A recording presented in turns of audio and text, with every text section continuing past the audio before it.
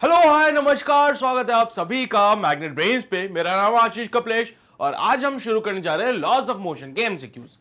भाई एमसीक्यूज की सीरीज चालू हो चुकी है और आपने ऑलमोस्ट 4 चैप्टर कंप्लीट कर लिए हैं एमसीक्यूज के। और उम्मीद कर रहा हूं कि आपको थोड़ा सा फील आ रहा होगा कि क्या चल रहा है यहाँ पे। एमसीक्यूज आएंगे तो हमारी क्या अप्रोच रहेगी उनको लेके, न्यूमेरिकल्स के लिए हमारी क्या अप्रोच रहेगी, वो बात आप समझते होंगे। तो चलिए भाई कहानी को आगे बढ़ाते हैं और शुरू करते हैं हमारी आज की एमसीक्यूज की कहानी। और मैं उम्मीद कर रहा हूं कि पेन और पेपर सबके पास होगा, क्योंकि भाई फिर से न्यूमेरिकल आएंगे तो आपको सॉल्व तो करना ही पड़ेगा, right? So let's get started with the very first question, and the question says that a ball of mass 0.6 kg attached to a light inextensible string rotates in a vertical circle having the radius of 0.75 meter such that it has a speed of 5 meter per second when the string is horizontal. The tension in the string when it is horizontal on the other side. एक ball भैया जिसका मास 0.6 kg का है, इसको एक रस्सी से, देखो लाइट इनएक्सटेंसिबल कहने का मतलब है कि भैया रस्सी का मास नहीं कंसीडर करोगे। जो भी स्ट्रिंग है वो कैसी है?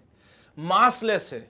तो लाइट बोलने का मतलब मासलेस, इनएक्सटेंसिबल मतलब ये नहीं कि सर उसकी रस्सी की लेंथ बदलते रहोगे तुम लोग, नहीं नहीं नहीं नहीं नहीं, ऐसा नहीं करने का। अब वर्टिकल सर्कुलर मोशन की कहानी तो आपको पता ही है कि जब भी कोई पार्टिकल वर्टिकल सर्कुलर मोशन करता है तो यहां पे सेंटर बना के यहां पे पार्टिकल बना दिया।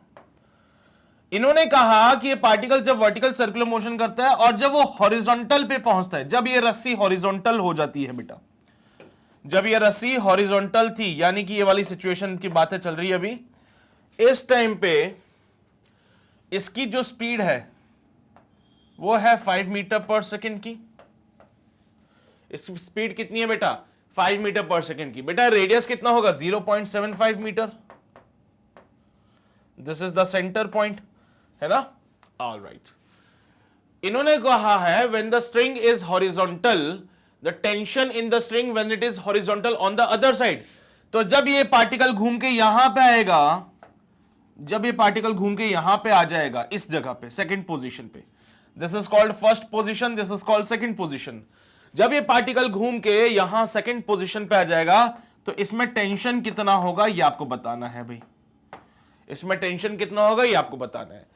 तो साहब हॉरिजॉन्टल पोजीशन की अगर हम बात करें तो पार्टिकल के ऊपर लगता है centrifugal force which is given bye mv²/r। Particle पे लगता है टेंशन T, है ना? अब सर वो हॉरिजॉन्टल पोजीशन पे टेंशन जो है हमेशा mv²/r के बराबर होगा, बिकॉज mg तो नीचे लग रहा है ना? mg तो नीचे लग रहा है। तो पहले पोजीशन की बात करो मेरे बच्चे, दूसरे पोजीशन की बात कर लो मेरे बच्चे, नहीं फर्क पड़ता है। टेंशन को, टेंशन आपका mv²/r रहेगा फिर, ठीक है? टेंशन की बात कर रहे हैं तो टेंशन की जब आप बात करोगे बेटा तो आप इस वाले पोजीशन पे देख लो तो सेम टेंशन आपको यहां देखने को मिलेगा बेटा।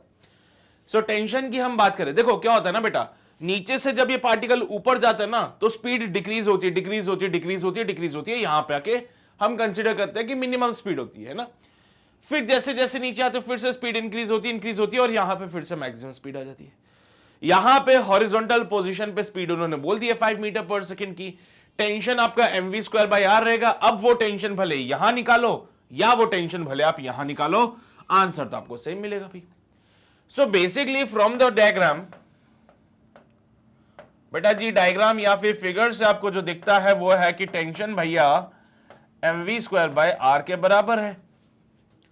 टेंशन जो है mv²/r के बराबर। मास बोले तो 0.6 kg का लिख दो यहां पे। स्पीड बोले तो कितनी है भैया? 5 × 5 डिवाइडेड बाय, और रेडियस है 0.75, तो 0.75 हमने यहां पे रेडियस कर दिया। सर जी पॉइंट हटाएंगे तो यहां पे 100 लग जाएगा, ये पॉइंट हटाएंगे तो अपॉन में 10 आ जाएगा। 5 से 15 टाइम्स ये कैंसिल आउट हो जाएगा और 5 से 3 टाइम्स ये कैंसिल आउट होगा, 3 से 2 टाइम्स ये कैंसिल आउट होगा और 0 से 0 कैंसिल आउट हो जाएगा। तो आपके पास एक 2 बचता है और एक वहां 10 बचता है। So tension will be your 20 Newton. और आई थिंक यही हमारा फाइनल जवाब भी है, क्योंकि उन्होंने हमसे टेंशन के बारे में पूछा तो हमने टेंशन ही बताया 20 न्यूटन का। भाई टेंशन की कहानी हॉरिजॉन्टल लेवल पे भले यहां फाइंड कर लो, यहां फाइंड कर लो, कोई दिक्कत वाली बात नहीं है। हाँ, टेंशन की वैल्यू चेंज हो जाती है अगर आप लोवेस्ट पॉइंट पे हो और अगर आप हाईएस्ट पॉइंट पे हो। तो यहां पे मैं मानता हूं टेंशन की वैल्यूज बदलती है भाई, लेकिन हॉरिजॉन्टल लेवल पे तो टेंशन की वैल्यू में कोई बदलाव नहीं आएगा। That will B 20 Newton. Clear रहेगी मेरी बात?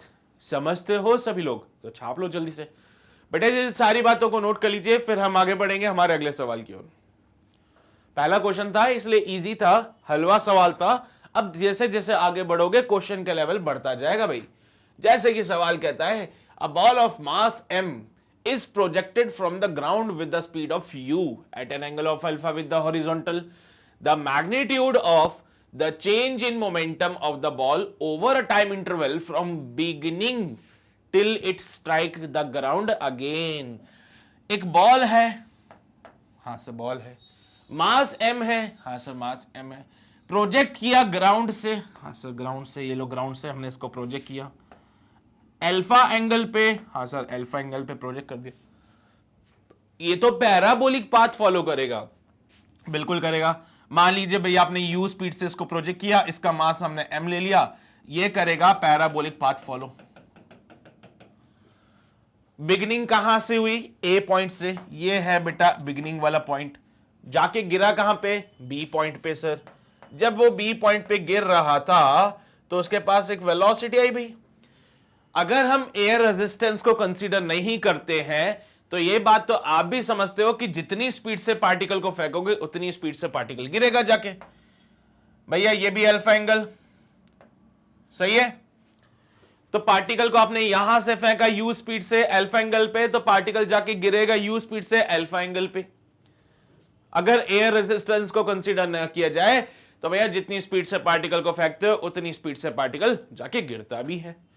वेलोसिटी नहीं बोल रहा हूं मैं, बिकॉज वेलोसिटी की भैया डायरेक्शन होती है, अभी डायरेक्शन ऊपर की तरफ है, बाद में डायरेक्शन नीचे की तरफ है, तो डायरेक्शन बदल जाती है लेकिन the magnitude remains the same.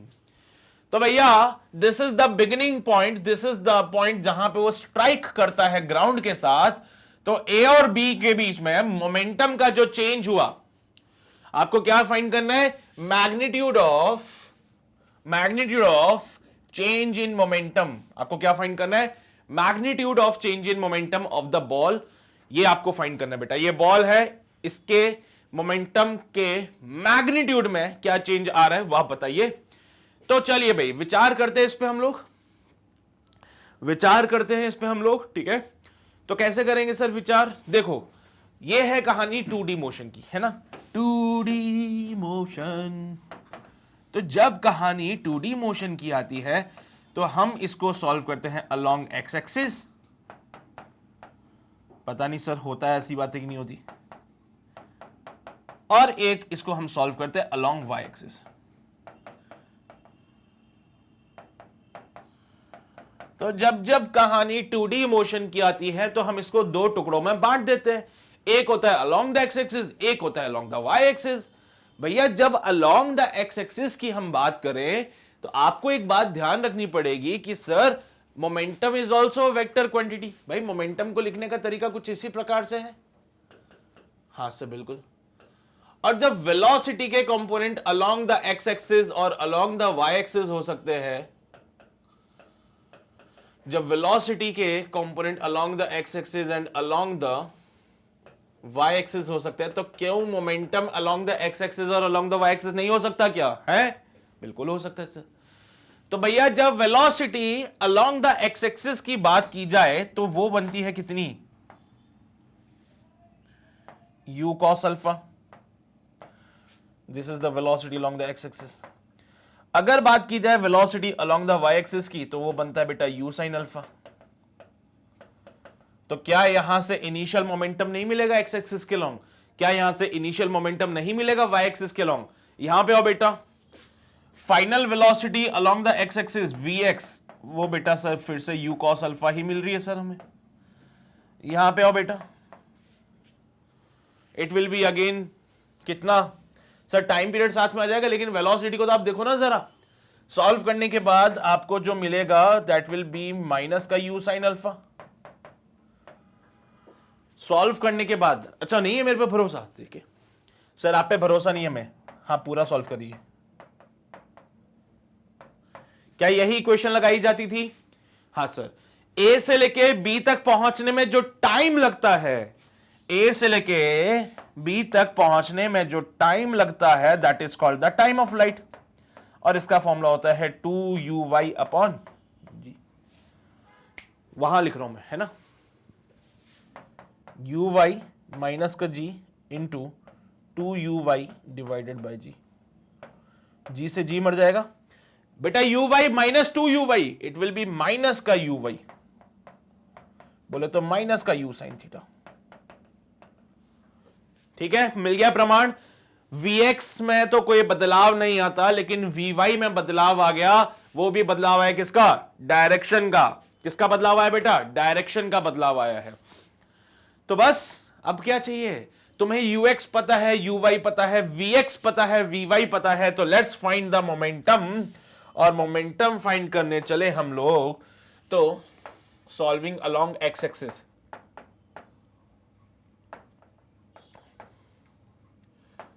X axis के लिए सॉल्व करते हैं। एक्स एक्सिस इनिशियल मोमेंटम की बात करूं, it will B m times of ux, which is given by mu cos alpha. Final momentum की बात की जाए, it is given bye mvx, it is again mu cos alpha. तो यहां पे चेंज इन मोमेंटम यानी कि p final minus p initial बनता है बेटा, जो कि 0 हो जाता है, यानी कि मोमेंटम का change along the x axis 0 है। मोमेंटम का change along the x axis 0 है। और यही कहानी अब भी मैं सॉल्व करने जाऊं अलोंग द वाई एक्सिस, तो सॉल्विंग अलोंग वाई एक्सिस। अगर यही कहानी वाई एक्सिस के लिए भी सॉल्व की जाए तो sir ji initial momentum is given by mu y, which is actually mu sin alpha. फिर final momentum given by mvy, which is minus mu sin alpha. अरे हाँ, चेंज इन मोमेंटम की बात की जाए, so change in momentum will be final momentum minus initial momentum, final momentum minus का mu sin alpha minus initial momentum mu sin alpha। तो change in momentum along the y axis will be minus का 2 mu sin alpha। बेटा minus का sign क्या represent करता है? Direction. Minus का sign क्या रिप्रेजेंट करता है? डायरेक्शन। भैया आई कैप जे कैप इसलिए नहीं लगा रहा हूं क्योंकि ऊपर ही स्पेसिफाई कर दिया मैंने। तुम लोग सोच रहे होंगे sir I cap J cap क्यों नहीं लगा रहे हो? मैं ऊपर ही स्पेसिफाई कर चुका हूं कि सिर्फ एक्स एक्सिस के लिए सॉल्व करो, सिर्फ वाई एक्सिस के लिए सॉल्व करो। सो अगर आपको डेल्टा पी वाई का मैग्नीट्यूड चाहिए बेटा, तो magnitude is basically 2 mu sin alpha, और बेसिकली यही आपका फाइनल आंसर है बेटा। तो जो चेंज इन मोमेंटम है हमारे पास, जो चेंज इन मोमेंटम आ रहा है वो आएगा सर कितना? Total change in momentum will B 2 mu sin alpha, क्योंकि x के लॉन्ग तो मोमेंटम में चेंज नहीं हो रहा, जो भी चेंज था y के लॉन्ग था, तो y के लॉन्ग मोमेंटम का जो चेंज हुआ it is given bye 2 mu sin alpha, जो कि मुझे ऑप्शन नंबर डी में मिलता है ना? सिंपल सा क्वेश्चन। तो आगे से ध्यान रखना ये वाला, इसको आप याद रख लो एज अ स्टैंडर्ड रिजल्ट बेटा, इसको एज अ स्टैंडर्ड रिजल्ट याद रख सकते हो आप लोग। स्टैंडर्ड रिजल्ट क्या है सर? कि मोमेंटम का जो चेंज होता है during the complete projectile motion, ठीक है, लेकिन उसमें भी केस है, ग्राउंड टू ग्राउंड प्रोजेक्शन की बात हो रही है यहां पे बेटा, जमीन से पार्टिकल को फेंका जा रहा है, it will B 2 mu sin alpha.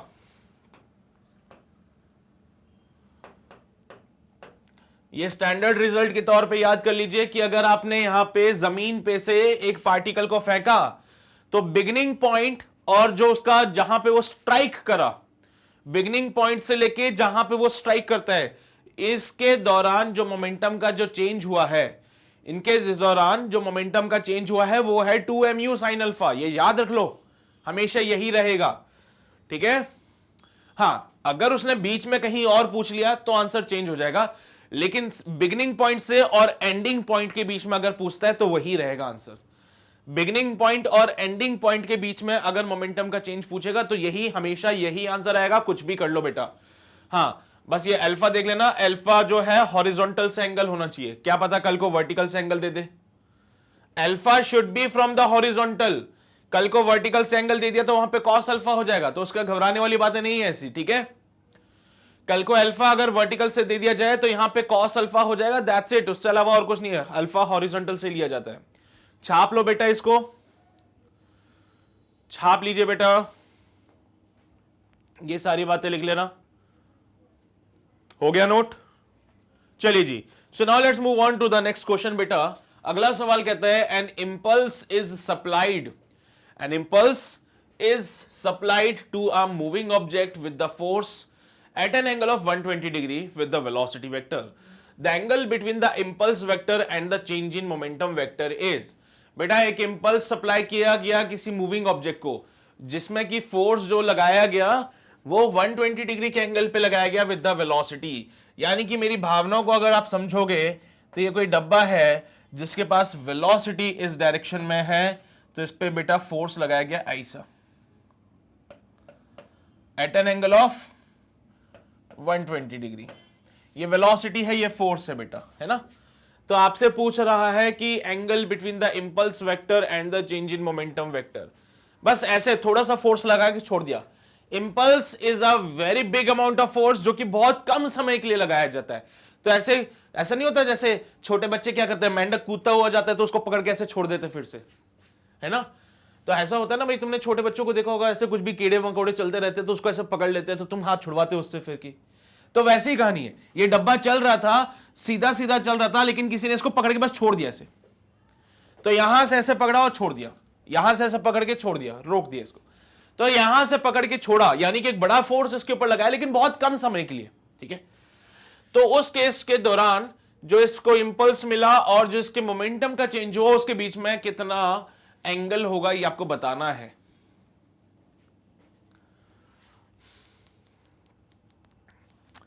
बता पाओगे? बता पाओगे? कैसे बता सकते हैं? दो तरीके हैं बताने के। पहली चीज आप ये समझिए कि सर फोर्स का एक कंपोनेंट आएगा यहां पे विच is given bye F cos 60 degree. Force का एक कंपोनेंट इधर की तरफ आ रहा है विच is given bye F cos 60 degree बेटा, ठीक है। ये जो कंपोनेंट ऑफ द फोर्स है, ये जो कंपोनेंट ऑफ द फोर्स है वो क्या कर रहा है, वेलोसिटी को अपोज कर रहा है।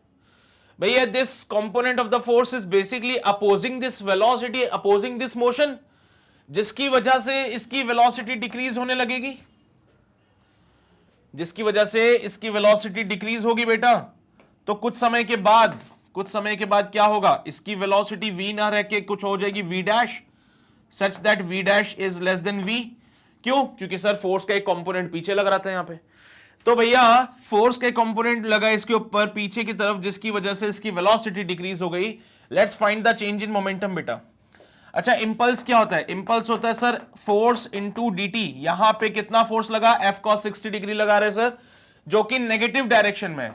This force is in the negative direction, तो ये माइनस के साथ आएगा, तो इंपल्स बनेगा बेटा बेसिकली माइनस का f dt। अब माइनस का साइन क्यों आया तुम समझ जाओ, क्योंकि फोर्स हमारा नेगेटिव में है। माइनस का साइन क्यों? अच्छा सुनो ना बेटा, देखो यहां पे ये एंगल बच जाता है 60 डिग्री का, तो फोर्स का एक कंपोनेंट तो इसको रोकेगा, दूसरा कंपोनेंट क्या करेगा सब यहां पे, फोर्स का एक कंपोनेंट तो इसको रोक देगा, है ना, और दूसरा कंपोनेंट क्या करेगा सर यहां पे f sin 60 डिग्री, जो कि mg को बैलेंस करने में मदद करेगा।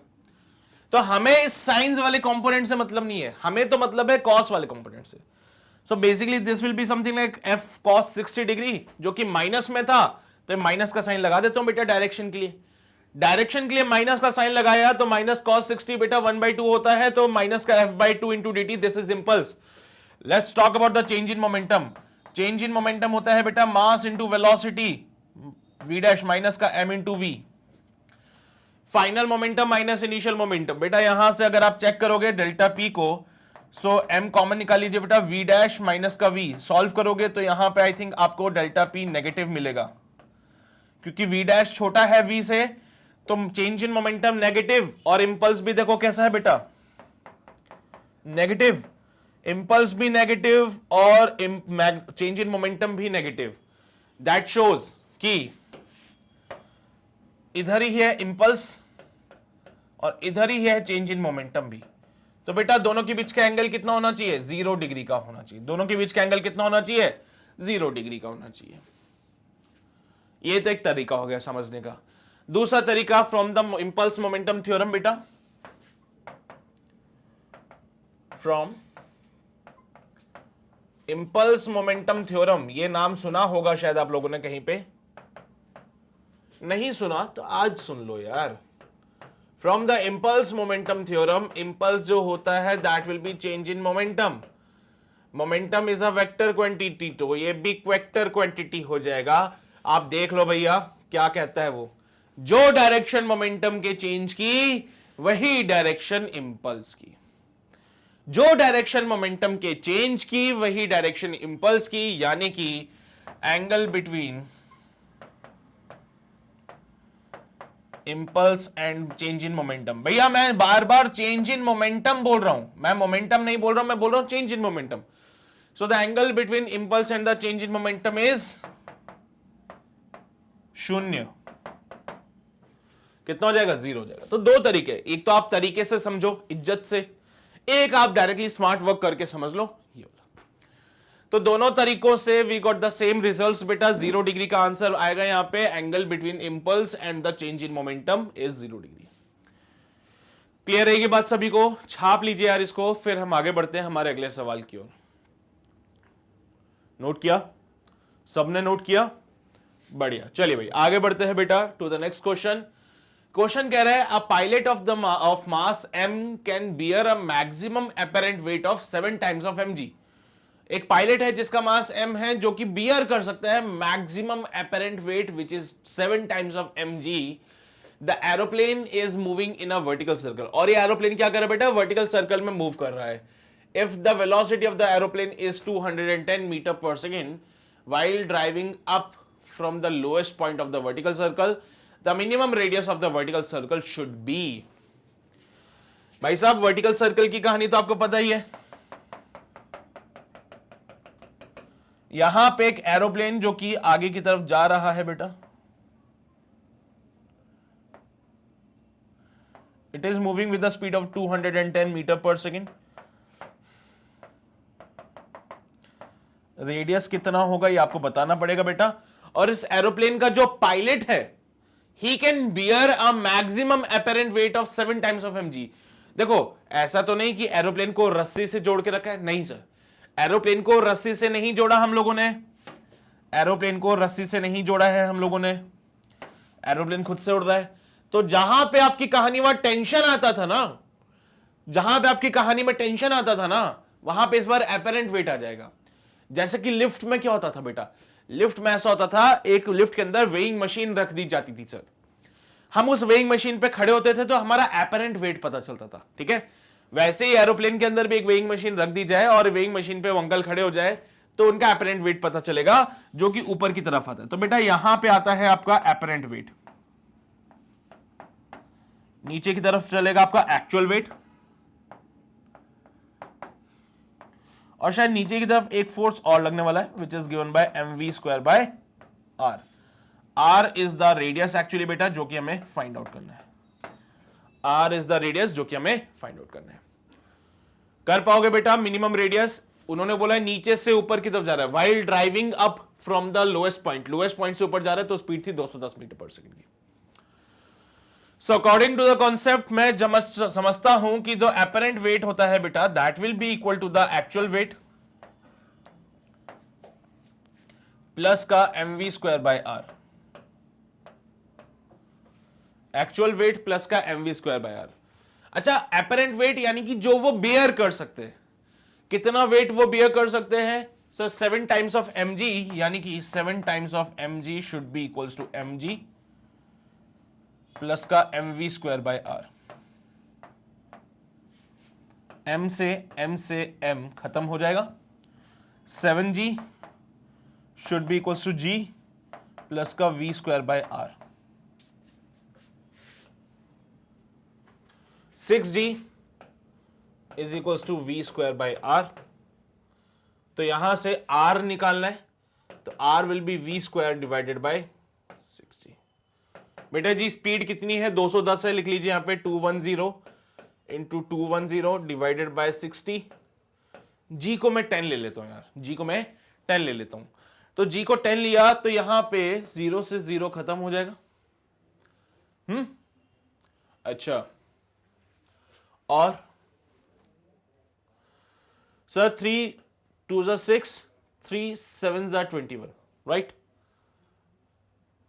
फिर उसके अलावा यहां पे इसको सॉल्व कर लीजिए and after solving this part ये हो जाएगा कितना, 7 0 0, 7 1 7, 7 2 14 divided by 2, so it will B 2 7 14, 2 3 6 and 2 5 10। बेटा 735 मीटर कहीं ऑप्शन में दिख रहा है क्या आप लोगों को? सर 735 मीटर कहीं नहीं दिख रहा, बल्कि मुझे 750 मीटर दिख रहा है। तो बेटा आप कह सकते हो कि 750 मीटर सही होगा सर, क्योंकि देखो क्या है ना, हमने मक्कारी करी, जी का वैल्यू हमने 10 ले लिया, हमने जी का वैल्यू 10 ले लिया, बल्कि वो चाहते हैं कि आप जी का वैल्यू 9.8 लेके देखिए। तो ठीक है साहब, एक बार जी की वैल्यू को 9.8 के हिसाब से सॉल्व करते हैं। 210 into 210 divided by 6 into 9.8, point हटाया, एक जीरो लगाया, पॉइंट हटाते ही जीरो लगा दिया। बेटा 2 से काटे इसको, 2 5 10, और ये 2 से 49 टाइम्स, ठीक है, 2 5 10 और 2 से 49 टाइम्स। बेटा 7 7 49 एंड 7 3 21, फिर से 7 3 21, तो ये वाली कहानी चली। फिर काटो इसको, 6 5 30 होते हैं बेटा, 5 5 25, 25 3 75, आ गया आंसर। तो अगर आप g की वैल्यू 9.8 लेके सॉल्व करोगे तो 750 आएगा, g का वैल्यू 10 लेके सॉल्व करोगे तो 735 आएगा। तो आप थोड़ा सा बस चेक कर लीजिएगा कि आपके वो ऑप्शंस मैच करें उसके हिसाब से, क्योंकि देखो क्या होता है कभी कभार, चलो यहां तो कैलकुलेशन आसान हो गई 9.8 के साथ, लेकिन समटाइम इट हैपेंस कि कैलकुलेशन टफ हो जाती है। तो वो कैलकुलेशन टफ ना हो हमारी, इसलिए हम जी को कभी कभार 10 लेके भी सॉल्व कर देते हैं। उस केस में आपका एग्जैक्ट आंसर तो नहीं बल्कि एग्जैक्ट आंसर के करीबी आंसर आएगा। जैसे कि यहां पे देखो बेटा 750 है तो 735 आ गया, उससे आइडिया हो जाता है कि हाँ यार ये वाला ऑप्शन सही हो सकता है हमारा। समझ रहे हो मेरी बात को? पक्का छाप लो इसको जल्दी से, फिर हम आगे बढ़ते हैं। हो गया नोट? चलो भाई आगे बढ़ते हैं टू द नेक्स्ट क्वेश्चन। अगला सवाल क्या कहता है, a body is revolving in a vertical circle of radius r such that the sum of its kinetic energy and the potential energy is constant. If the speed of the body at the highest point is under root of 2gr, then the speed of the body at the lowest point will be. तो भैया यहां पे एक body इस vertical circle में move कर रही है जिसका रेडियस r है, such that the sum of the kinetic energy and the potential energy is constant. And if the speed of the body at the highest point is root 2gr, then the speed of the body at the lowest point will be. तो lowest point पे speed क्या होगी आपको बताना है।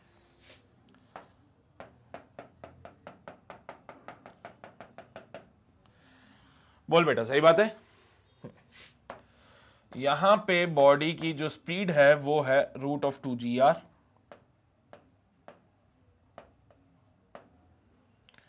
तो यहां पे इसकी स्पीड क्या होगी ये हमें बताना है, such that the sum of the kinetic energy and the potential energy is constant.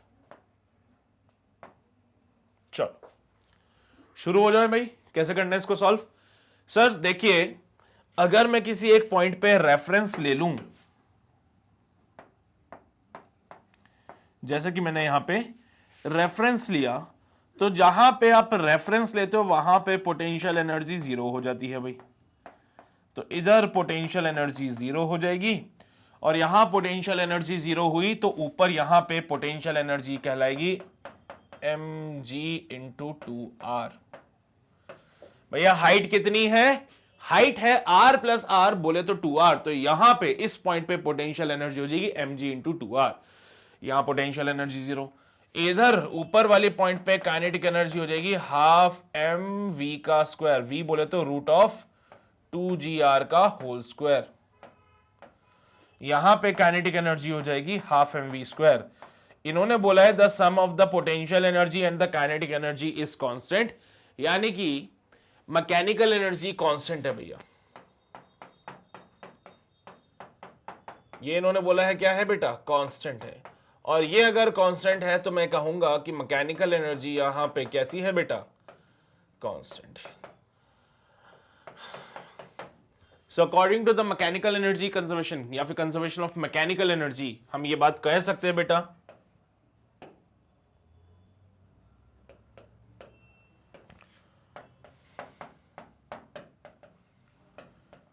Conservation of mechanical energy, मैं कह सकता हूं, 2 पॉइंट मार्क कर ले बेटा। Let us say this is the point number 1, this is the point number 2। तो mechanical energy at the point 1 equals to mechanical energy at the point 2, यानी कि मैं सीधी सी बात कहूं तो पॉइंट 1 पे मैकेनिकल एनर्जी के लिए सिर्फ काइनेटिक एनर्जी ही है और पॉइंट 1 पे पोटेंशियल एनर्जी तो 0 है। पॉइंट 2 की बात करें तो यहां पे काइनेटिक एनर्जी आता है और पोटेंशियल एनर्जी भी आता है।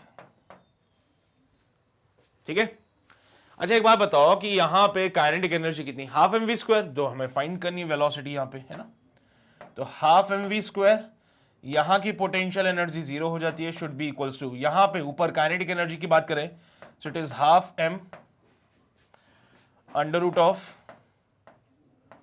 2gr का होल स्क्वायर प्लस का यहां पे mg into 2r।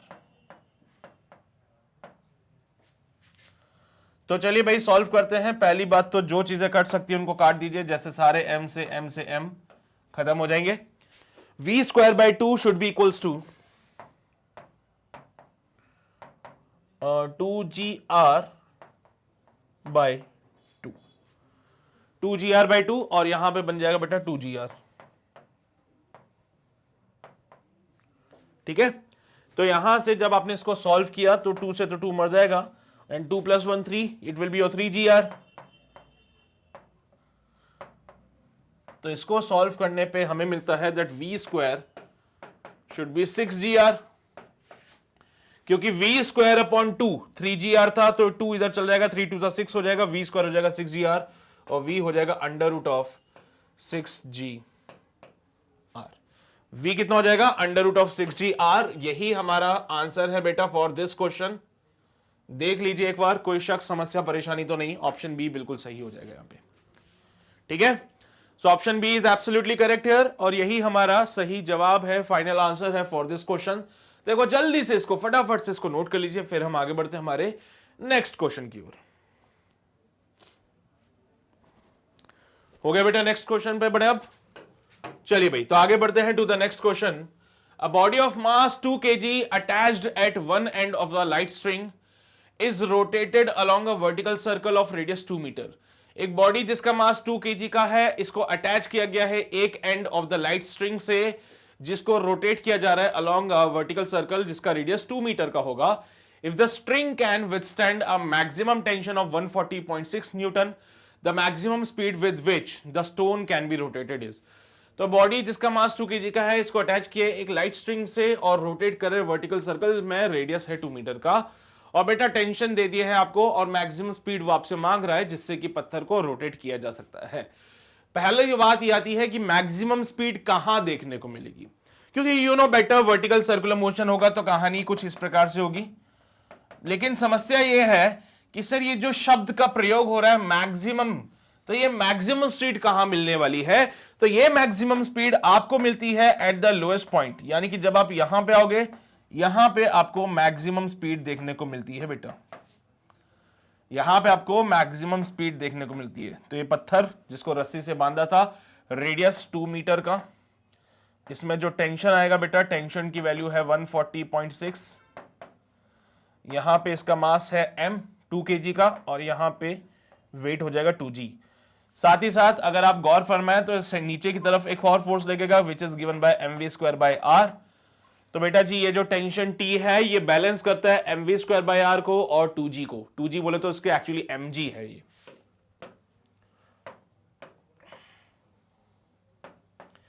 So tension T क्या करेगा, mv square by r plus mg के बराबर हो जाएगा। तो हमने भी ये किया, तो tension will be equals to mg plus का mv स्क्वायर बाय r। ठीक है, according to the question tension पता है, हम लिख देते हैं 140.6 should be equals to mass यहां पे 2 kg का है, जी का वैल्यू 9.8 ले लेना, काम आसान हो जाएगा बेटा। प्लस का 2v²/2, 2v²/2 भैया 2 से तो 2 मर जाएगा, सो ये बनेगा 140.6 शुड बी इक्वल्स टू बेटा 19.6 प्लस का v², तो v² कहलाएगा 140.6 माइनस का 19.6। 140 में से 19 माइनस कर दिया जाए तो कितना बनेगा, करके देख लेते यार। सो 140.6 माइनस का 19.6, 10 में से 9 गया 1, 3 में से 1 गया 2, ओहो इट्स 121। सो यहां पे इसको लिखा 121, और भैया v² 121 है तो v हो जाएगा under root of 121, under root of 121, तो v का जो वैल्यू बनेगा it is 11 metre per second.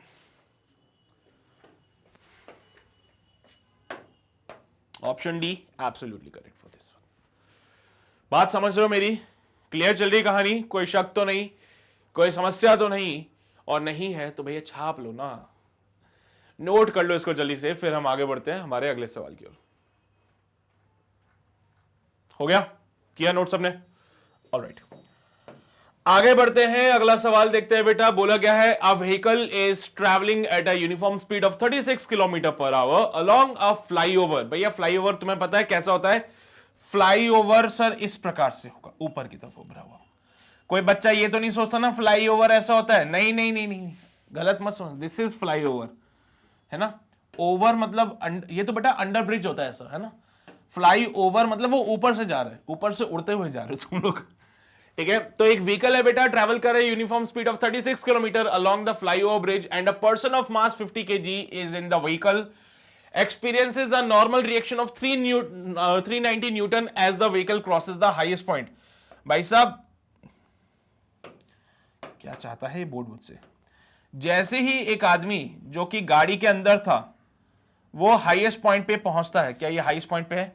Ji sir अभी तो नहीं है, अभी पहुंचा देता हूं हाईएस्ट पॉइंट पे इसको।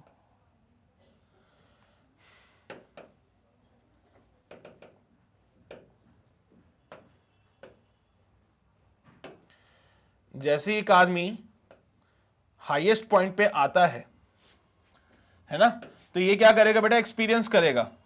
देखो ये रहा आदमी जो कि व्हीकल के अंदर था, हाईएस्ट पॉइंट पे उसने नॉर्मल फोर्स एक्सपीरियंस किया 390 न्यूटन का, mg acting in the downward direction.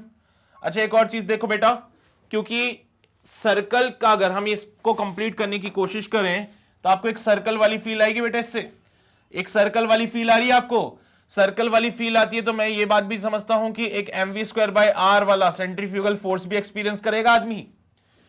तो ये आदमी 390 न्यूटन के साथ साथ, ये आदमी 390 न्यूटन के साथ साथ एक्सपीरियंस करता है सम सेंट्रीफ्यूगल फोर्स एज वेल। तो एक तो नॉर्मल फोर्स एक्सपीरियंस करेगा और एक एक्सपीरियंस किया जाएगा mv²/r। तो नॉर्मल प्लस mv²/r बराबर हो जाएंगे बेटा mg के।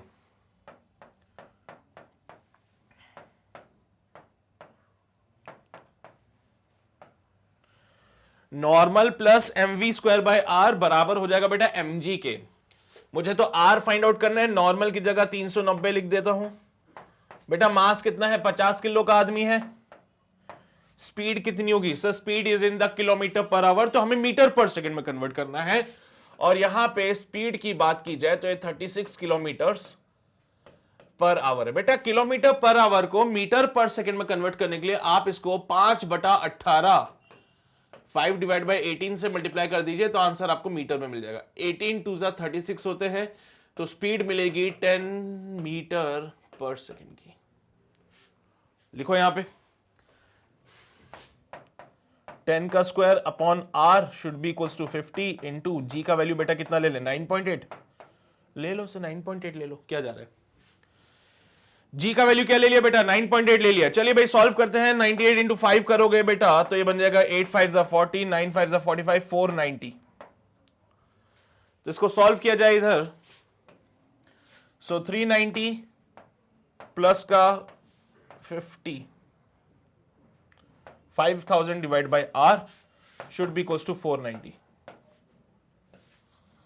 समझो बेटा, 10 का स्क्वायर 100 इंटू 0 1000, तो 5000 बाय आर, 390 प्लस 5000 बटा आर, और बेटा 15 टू 9.8 करोगे तो 490 मिलेगा भैया। चलिए सर, ठीक है, समझ की बात को। अब 390 को उधर भेज दिया जाए और यहां से कहानी बनेगी 5000 divided by r is equals to 490 minus का 390। सॉल्व करने पे इट कम्स आउट बी 100, तो 2 0 से तो 2 0 मर जाएगा और आर का वैल्यू आ जाएगा बेटा 50 मीटर। आर का वैल्यू कितना बनेगा यहां पे? 50 मीटर बनेगा, जो कि मुझे मिलता है ऑप्शन नंबर बी में, और यही है हमारा सही जवाब।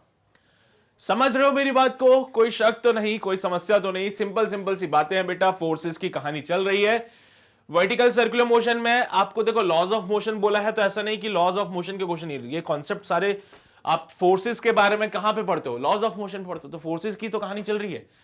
किसी बच्चे के जहन में ये ख्याल तो नहीं आ रहा सर ये तो सर्कुलर मोशन का, अरे सर्कुलर फिजिक्स में यही है भाई, कॉन्सेप्ट मिक्स होते हैं यहां पे। आगे चल के क्वेश्चन जब आएगा तो मिक्स कॉन्सेप्ट पे आएगा। दिखने में तुम्हें वर्टिकल सर्कुलर मोशन दिख रहा है, लेकिन कहानी तो लॉज ऑफ मोशन की चल रही है, फोर्सेस की बातें चल रही है सारी। मेरी बात समझ रहे हो आप लोग? क्लियर रहेगी सबको? आगे बढ़ सकते हैं मेरे बच्चे? चलिए भाई आगे बढ़ते हैं, अगले सवाल की ओर आते हैं। अगला सवाल, a simple pendulum is oscillating with N angular amplitude of 60 degree. If the mass of the Bob is 50 gram, the tension in the string at the mean position. भैया आपने देखा है, एक पत्थर को रस्सी से लटका दो और यहां पे लाके छोड़ दो, ये ऑसिलेट करता रहेगा। ये चीज एक्सपीरियंस की है, दिस टाइप का ऑसिलेशन है ना, ये ऑसिलेट करता है बेटा। तो ऑसिलेट करते करते कहानी कुछ ऐसी आई, मैं आपको बताता हूं कि यहां पे एक पेंडुलम हम बना लेते हैं।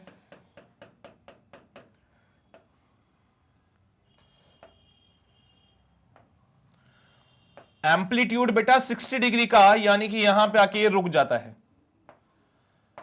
एम्पलीट्यूड बोले तो 60 डिग्री का, 60 डिग्री बोले तो यहां पे आके ये रुक जाता है। हाँ ये रुक गया यहां पे, खत्म। अब ये वापस आएगा बेटा जब वो मीन पोजीशन पे है बेटा, this is called extreme position. ये तो जानते ही हो, इसको एक्सट्रीम कहते हैं और इसको कहते हैं मीन पोजीशन। तो बोल रहा है कि टेंशन कितना होगा रस्सी में जब वो मीन पोजीशन पे वापस आएगा।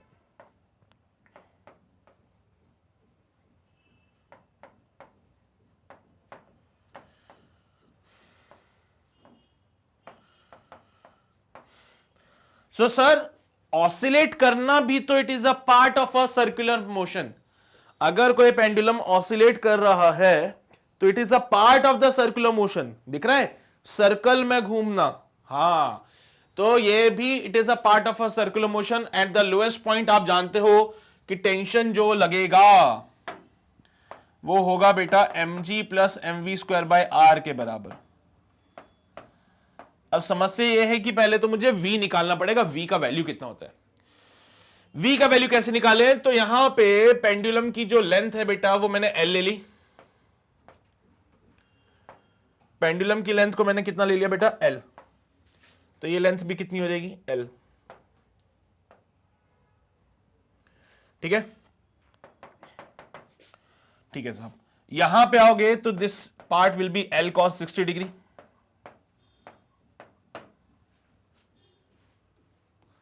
It is L cos 60 degree, इतना सा पार्ट बेटा, इतना लेंथ L cos 60, तो बचा हुआ length will be height which is L minus L cos 60 degree. समझ रहे हो मेरी बात को बेटा? समझ रहे हो मेरी बात को? मैं कहना क्या चाहता हूं,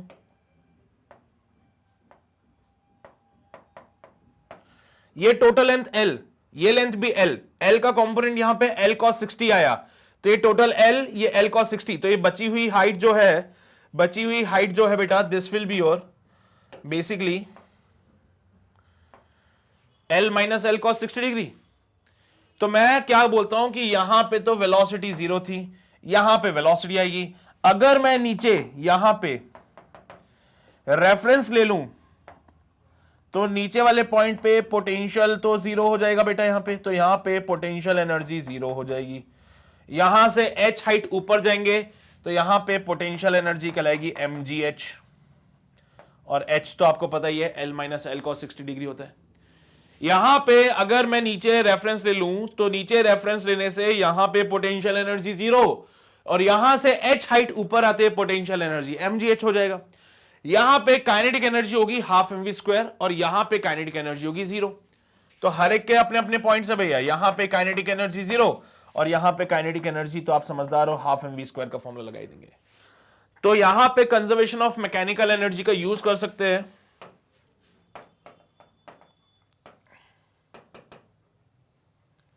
कंजर्वेशन ऑफ मैकेनिकल एनर्जी, बेटा by using conservation of mechanical energy हम बोलते हैं कि यहां का पोटेंशियल एनर्जी नीचे आते आते कन्वर्ट हो गया काइनेटिक एनर्जी में।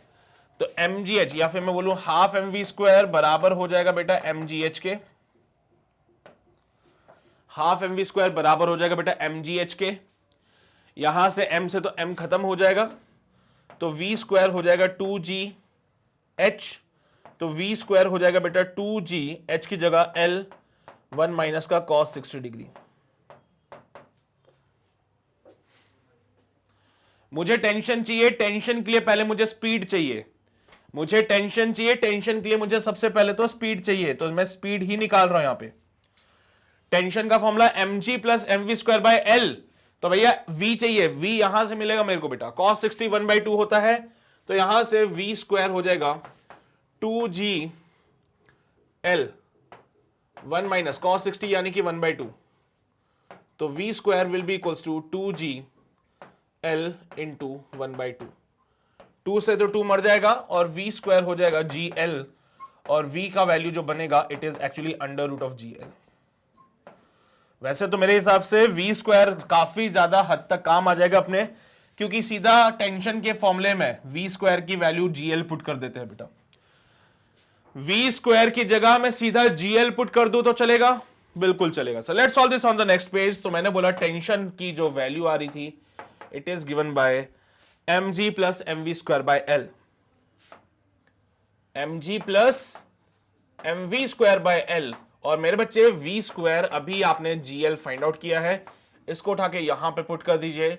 सो टेंशन आएगा mg plus mgl divide by l, l से तो l खत्म हो गया, mg प्लस mg 2mg होता है, तो टेंशन हो जाएगा बेटा हमारे पास कितना 2mg, टेंशन कितना आ गया 2mg आ गया साहब। अब मास वगैरह पुट कर देना, मास है 50 ग्राम, जी का वैल्यू आप पुट करो, 2 इंटू 50 ग्राम बोले तो 1000 से डिवाइड करना पड़ेगा, और जी की जगह 10 ले लो भाई, काम आसान हो जाएगा बस, 1 2 5 2 जा 10, so tension will be your basically 1 Newton. Tension आपको जो मिलेगी बेटा वो कितनी है यहाँ पे 1 न्यूटन की है, तो 1 न्यूटन का टेंशन बी ऑप्शन में दिखता है, और यही हमारा फाइनल आंसर होगा फॉर दिस क्वेश्चन। तो भले पेंडुलम की बात कर लो, पेंडुलम जिस प्रकार का मोशन कर रहा है, ऑसिलेट करता है लोअर हाफ पार्ट में, यानी कि sir it is also a part of the vertical circular motion. तो जो फॉर्मूले वर्टिकल सर्कुलर मोशन के लिए लगाए थे वो वैलिड है। एनर्जी कंजर्वेशन से आप यहां पे लोएस्ट पॉइंट पे स्पीड निकाल सकते हो, जो कि मैंने भी किया है यहां पे, फिर उसको टेंशन के फॉर्मूले में पुट करके आप टेंशन निकाल सकते हो लोएस्ट पॉइंट पे। तो इसको छाप लीजिए जल्दी से सभी लोग, फिर हम आगे बढ़ते हैं हमारे अगले सवाल की ओर। नोट किया सबने, ये लिख लेना, फाइनल आंसर यहां तक आ चुका है, राइट। तो चलिए भाई आगे बढ़ते हैं हमारे अगले सवाल की ओर, और अगला सवाल हमसे क्या कहता है, आओ जरा देखें। सवाल कहता है a particle starts sliding down, एक पार्टिकल है बेटा जो कि स्लाइड डाउन हो रहा है from the top of the smooth convex hemisphere, this is the convex hemisphere. इसके टॉप से एक पार्टिकल नीचे फिसलने लगा, बटा इसका रेडियस आपको 30 सेंटीमीटर दे रखा है, इसका रेडियस आपको 30 सेंटीमीटर दे रखा है। The vertical distance at which the particle leaves the surface from its highest point, क्या बोला बेटा, ये पार्टिकल जो है नीचे की तरफ फिसलने लगा, फिसलते फिसलते एक ऐसा पॉइंट आएगा जहां पे ये क्या करेगा, कांटेक्ट छोड़ देगा। फिसलते फिसलते मान ले बेटा, फिसलते फिसलते पार्टिकल यहां पे पहुंच गया, यहां पहुंचते ही अब ये सीधा नीचे गिरेगा बेटा, फिसलता हुआ नहीं आएगा ये। क्यों ऐसा हुआ, क्योंकि सर इसकी स्पीड इंक्रीज होती जा रही है, जैसे जैसे सर ये नीचे आते जा रहा है इसकी स्पीड इंक्रीज होती जा रही है, और स्पीड इंक्रीज होने की वजह से अब ये यहां पे कांटेक्ट में नहीं रहेगा, जल्दी से नीचे गिर जाएगा। यानी कि वो फ्री फॉल करेगा। तो एक ऐसा पॉइंट भी आने वाला है जहां पे कांटेक्ट छूट जाएगा, तो आपको बताना है कि उस पॉइंट का जो है डिस्टेंस कितना होगा फ्रॉम द हाईएस्ट पॉइंट, ये आपको बताना है। हाईएस्ट पॉइंट से जिस पॉइंट पे, मान लीजिए बेटा इस पॉइंट पे कांटेक्ट छूट गया, इस पॉइंट पे ब्लॉक का जो कांटेक्ट है बेटा वो छूट गया, बिल्कुल दिख रहा है आपको, कांटेक्ट छूट चुका है सर। तो इस पॉइंट पे कांटेक्ट छूट गया के, यानी कि आपको बताना है कि इसका डिस्टेंस कितना होगा फ्रॉम द हाईएस्ट पॉइंट। हाँ जी, दिस इज द पॉइंट, इसको मैं पॉइंट बी मार्क करता हूं, तो बी पॉइंट पे it leaves contact, it leaves contact, भैया कांटेक्ट छोड़ देता है यहां पे बी पॉइंट पे, ठीक है। तो फिसलता फिसलता नीचे आया और बी पॉइंट पे कांटेक्ट छोड़ दिया, तो ये एच का वैल्यू आपको बताना है कितना होगा। कर पाओगे ट्राई? हो जाएगा बेटा, करें सॉल्व। बहुत सिंपल सी अप्रोच है, कोई रॉकेट साइंस नहीं बेटे इस क्वेश्चन में, जरा गौर फरमाइएगा सभी लोग।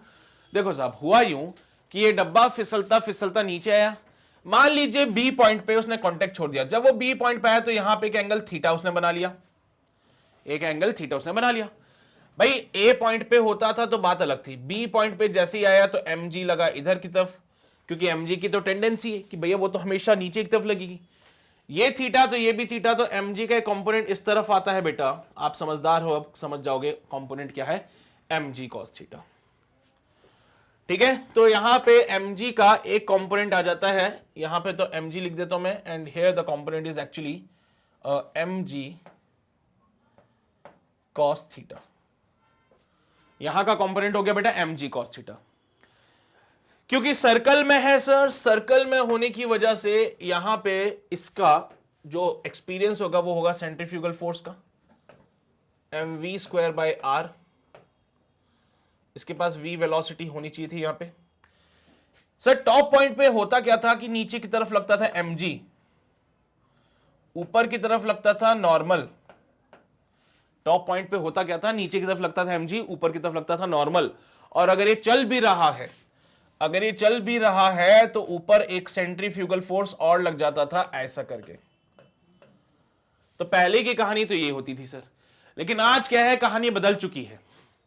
ये कहानियां जो आप सुना रहे हो सर, ये ए पॉइंट की थी, बी पॉइंट पे आते तो कहानी बदल गई। तो हमने बोला एट पॉइंट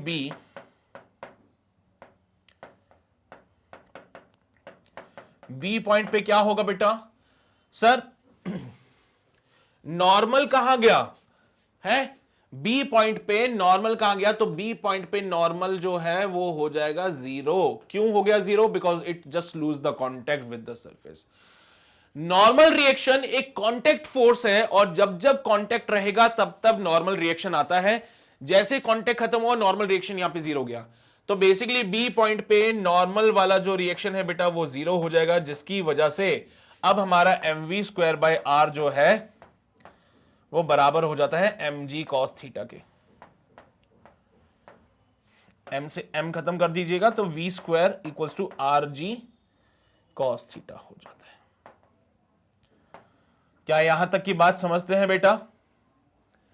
इसको आप चाहें तो इक्वेशन नंबर 1 मार्क कर लीजिए। अब ए से बी जब आप आए, ए से बी जब आप आए तो वो हाइट हमें फाइंड आउट करनी है। तो चलिए भाई ए से बी चलते हैं। So by using conservation of mechanical energy, मेरे बच्चे कंजर्वेशन ऑफ मैकेनिकल एनर्जी का यूज करेंगे ए से लेके बी के लिए।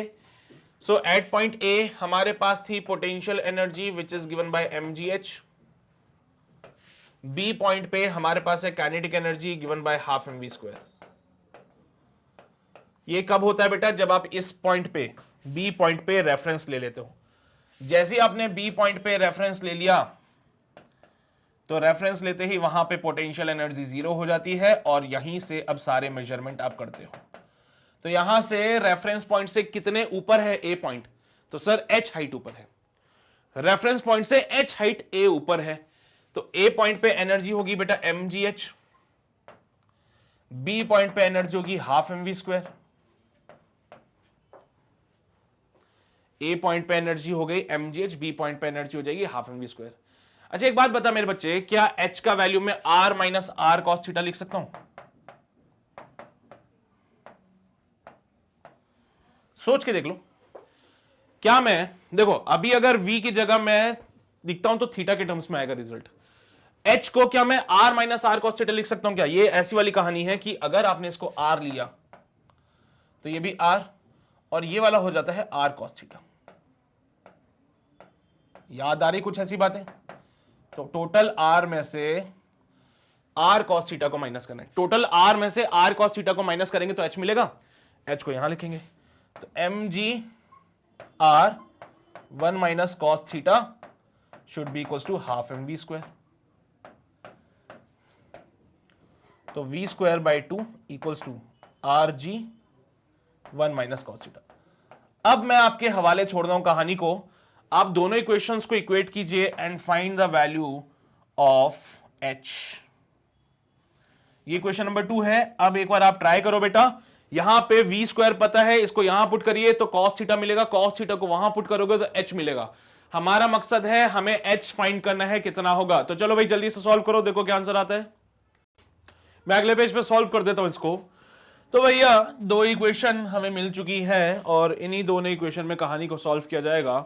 ये v square are g cos theta उठा के वहां पुट कर दिया जाए, put equation value of v square from equation 1, put v square from equation 1 into equation 2। Equation 1 से v स्क्वायर की वैल्यू उठाइए और इसको इक्वेशन 2 में पुट कर दीजिए, और ऐसा करते ही बेटा जी यहां पे r g cos theta divided by 2, तो r g cos theta divided by 2 should be is equals to r g 1 minus cos theta, है ना। यहां पे हो जाएगा r g 1 minus cos theta. भैया कंफ्यूज मत हो जाना यार किसी भी चीज को लेके, है ना। तो यहां पे अच्छा मैंने एक जगह कैपिटल आर लिख दिया, एक जगह स्मॉल आर लिख दिया है। भैया कंफ्यूज मत होना यार, कैपिटल आर स्मॉल आर भाई भाई, ठीक है। हाँ, डोंट गेट कंफ्यूज्ड, कोई अलग चीज नहीं है। स्मॉल आर लिख दिया कई जगह कैपिटल आर लिख दिया, वो बस भावनाओं में बह जाते हैं इसलिए हो जाती है ऐसी बातें। तो लेकिन परेशान मत होना, एक ही बात है यहाँ पे, ठीक है भैया। आर से आर, जी से जी, आर से आर, जी से जी खत्म, and cos theta by 2 is equals to 1 minus cos theta. So cos theta plus cos theta by 2 is equals to 1. So 3 by 2 cos theta is equals to 1. तो cos theta की value बनेगा 2 by 3। चलो भाई ये cos theta मिल चुका है, इसी की तो इंतजार था सर हमें, इसी पल का तो इंतजार था कि cos थीटा की वैल्यू मिल जाए और इस cos थीटा को उठा के मैं यहां पुट कर दूं। हाँ जी, तो r की वैल्यू क्या बनेगी?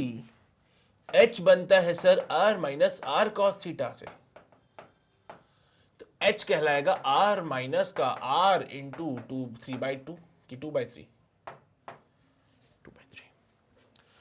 सॉल्व करा, h का वैल्यू r बाई 3 मिलता है।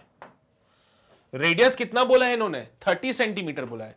रेडियस बोला गया है 30 सेंटीमीटर, तो रेडियस की जगह 30 सेंटीमीटर पुट किया तो h का वैल्यू बन जाएगा 30 बाई 3 यानी कि 10 सेंटीमीटर। तो भैया हाईएस्ट पॉइंट से कितनी हाइट नीचे, हाईएस्ट पॉइंट से कितना डिस्टेंस नीचे आके वो अपने कांटेक्ट को छोड़ देगा? तो सर हाईएस्ट पॉइंट से h हाइट नीचे आके वो कांटेक्ट छोड़ देगा। हाईएस्ट पॉइंट से h नीचे आते ही, हाईएस्ट पॉइंट से h हाइट नीचे आते ही वो कांटेक्ट छोड़ देता है, सच दैट h का value r minus r cos theta था, जो कि सॉल्व करने के बाद 10 सेंटीमीटर आता है। तो this is the vertical distance at which the particle leaves the surface from its highest point. So ये हाईएस्ट पॉइंट से वर्टिकल डिस्टेंस है जहां पे पार्टिकल कांटेक्ट छोड़ देता है। शानदार सवाल था, मजा आ गया सॉल्व करके। सॉल्व आपको छापना है इसको जल्दी से, ठीक है। समझ तो गए होंगे बेटा, समझ गए हो तो अब इसको नोट कर लीजिएगा, सारी बातें नोट कर लेना। डायग्राम थोड़ा बड़ा बना लेना आप लोग, है ना, बड़ा डायग्राम बना के उसमें, ताकि मार्किंग अच्छे से साफ साफ नजर आए, राइट। 10 सेंटीमीटर आंसर है। चलिए भाई बेटा आगे बढ़ते हैं, अगला सवाल देखते हैं। अगला सवाल हमसे क्या कहता है कि भैया a curved road is 7.5 meter wide and its outer edge is raised by 1.5 meter over the inner edge. The radius of the curvature is 50 meter. For what speed of the car is this road suited. एक road है, एक road, curved road समझ तो बेटा, गोल वाली है ना। तो एक रोड जो कि 7.5 मीटर वाइड थी, एक कर्व रोड है जो कि 7.5 मीटर वाइड थी।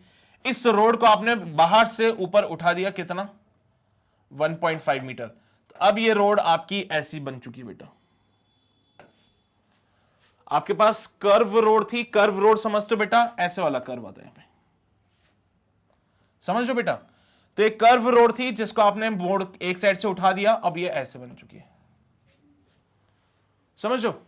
जैसे वो रेसिंग ट्रैक्स में होता है भाई, जैसा वो रेसिंग ट्रैक में होता है ना बेटा, हाँ, तो रेसिंग ट्रैक पे होता है ना कि यहां पे गाड़ी चलती है ऐसे बढ़िया से मस्त टिल्ट होके, देखा ही होगा तुमने, तो कार्स की रेसिंग होती है तो उसमें टर्निंग्स को कभी भी वैसे नहीं बनाते।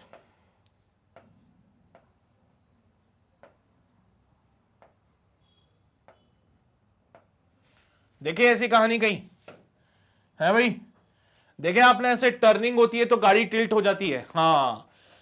तो ऐसे रोड पे कितनी स्पीड से गाड़ी को चलाना चाहिए जिससे कि सेफ टर्निंग हो जाए, ऐसी सड़क पे, this is called banking of road. ये जो आपने सड़क को उठा दिया ना, it is called as banking of road बेटा। ये जो सड़क को एक तरफ से उठा देते हो, इसको बैंकिंग ऑफ रोड कहते हैं बेटा। और यहां पे हमने जो कहा बैंकिंग ऑफ रोड में सेफ टर्निंग के लिए कितनी स्पीड होनी चाहिए गाड़ी की। तो सर गाड़ी की स्पीड कितनी होनी चाहिए, आओ जरा उस पर विचार करते हैं। ये तो समझाने के लिए डायग्राम मैंने बना दिया आप लोगों को, लेकिन मैं इसको प्रॉपर, जो डायग्राम हमारे सबसे ज्यादा काम आता है वो है ये वाला।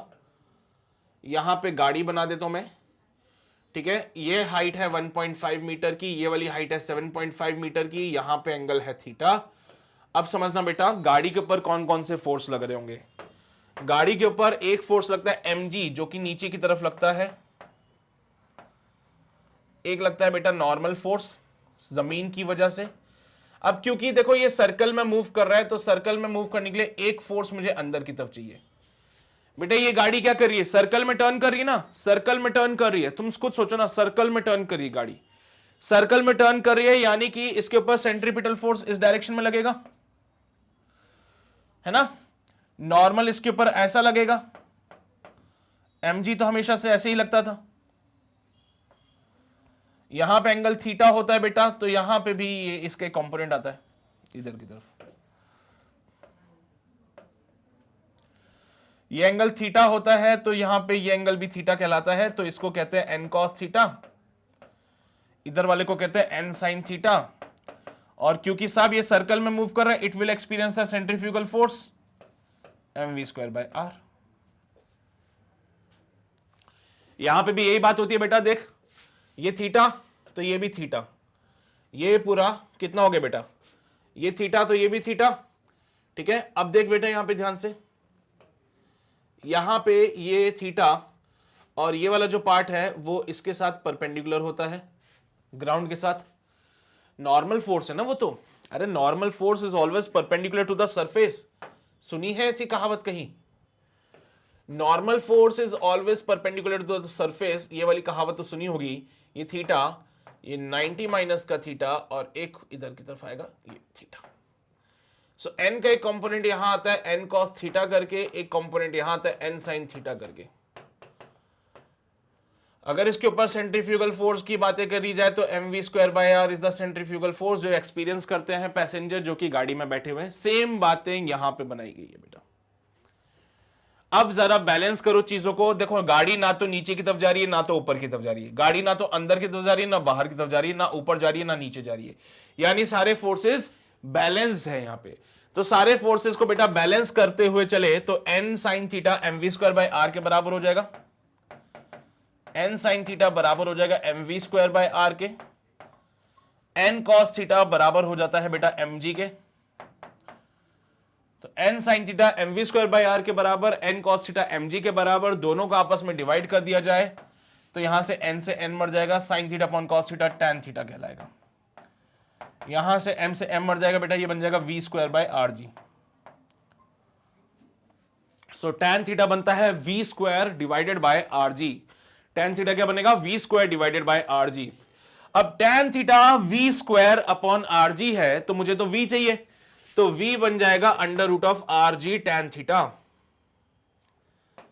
v क्या कहलाएगा? Under root of r g tan theta. तो v कहलाता है under root of r g tan theta. और भाई साहब जब इसको सॉल्व किया जाए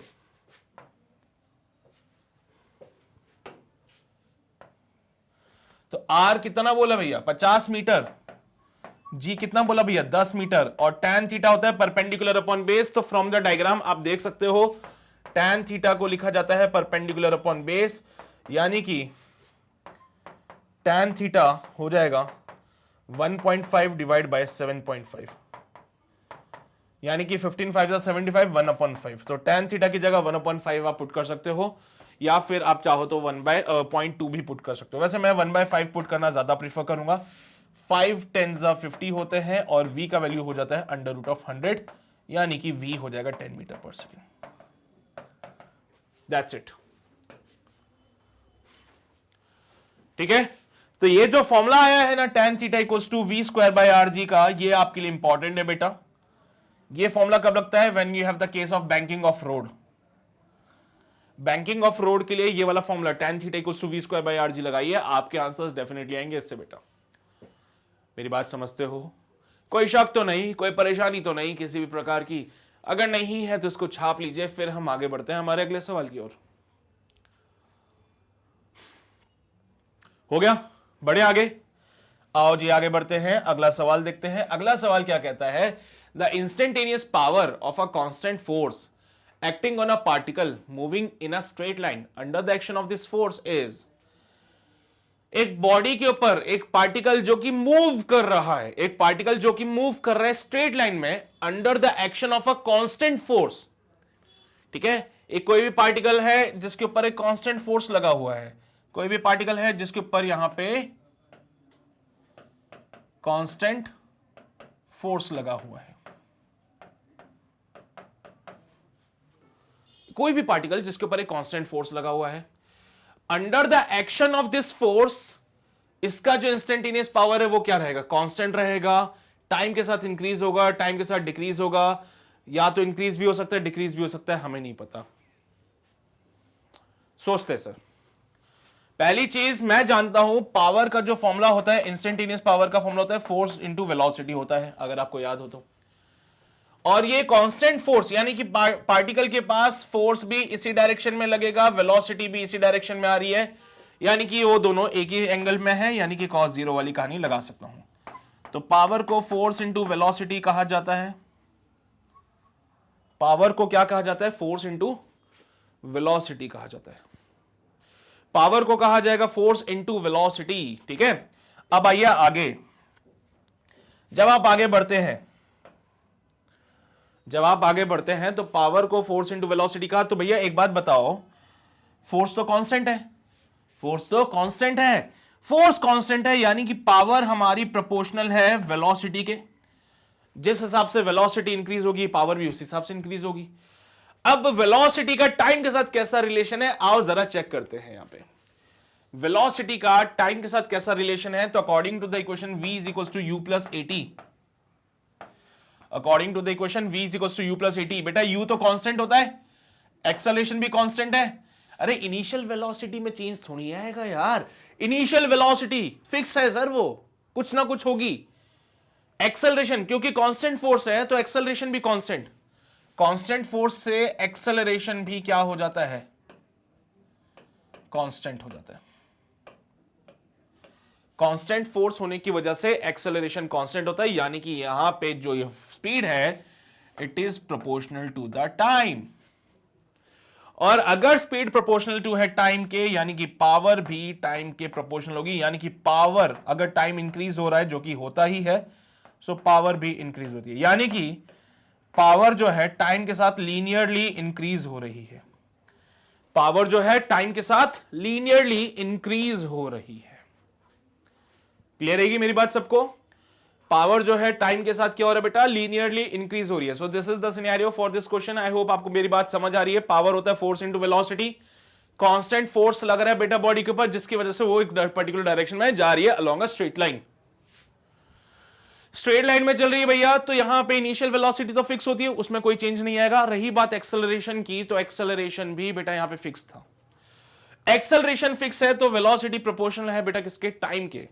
वेलोसिटी टाइम के प्रोपोर्शनल है, तो मैंने क्या कहा, मैंने कहा साहब जब velocity is proportional to the time, तो यहां से देखो ना, कांस्टेंट फोर्स के लिए तो पावर वेलोसिटी के प्रोपोर्शनल है। For constant force, force constant है तो P proportional to V, also V proportional to T, so P proportional to the T, यानी कि टाइम बढ़ेगा तो पावर भी इंक्रीज होगी, वो भी लीनियरली, है ना। कैसे, लीनियरली। मेरी बात समझ गए, यही है आपका ये वाला क्वेश्चन। उम्मीद करता हूं समझ आया होगा सबको। अगर समझ आ चुका है तो नोट कीजिए बेटा, फिर हम आगे बढ़ते हैं हमारे नेक्स्ट क्वेश्चन की ओर। और हमारा अगला सवाल क्या कहता है, a simple pendulum of length 50 centimetre is suspended from a fix point O and a nail is fixed at a point P which is vertically below O at some distance. The bob is released when the string is horizontal. The bob reaches the lowest position, then it describes the vertical circle whose center coincides with the point P. The minimum distance between O and P is, तो एक simple pendulum है जिसकी length 50 centimetre है, इसको लटकाया गया है from the fix point O और नीचे एक कील ठोक दी गई है एट अ पॉइंट P। तो पेंडुलम की बात कर लूं, so this is the point O, ये रहा हमारा पेंडुलम, और यहां पे नीचे एक कील ठोकी गई है P। ठीक है बेटा जी, यहां से अब आपसे बोला जा रहा है कि नेल, एक कील को फिक्स किया गया है P पॉइंट पे जो कि वर्टिकली बिलो O है at the same some distance, कुछ डिस्टेंस नीचे है। बॉब को रिलीज किया जाता है when the string is horizontal, यानी बॉब को रिलीज किया जाएगा जब ये स्ट्रिंग हॉरिजॉन्टल थी। यहां पे वेलोसिटी 0, ये कितनी है टोटल, ये है 50 सेंटीमीटर यानी कि 0.5 मीटर। ऑप्शन सारे सेंटीमीटर में चल रहे हैं, तो मैं भी सोचता हूं कहानी को सेंटीमीटर में चला लें। ये टोटल है बेटा 50 सेंटीमीटर, यहां से इसको रिलीज किया जा रहा है। ठीक है, the bob reaches the lowest position then it describes the vertical circle. बेटा ये बॉब नीचे पहुंचेगा, नीचे पहुंचते ही ये कील लगी हुई है, तो सिर्फ इतना सा पार्ट ही क्या करेगा बेटा,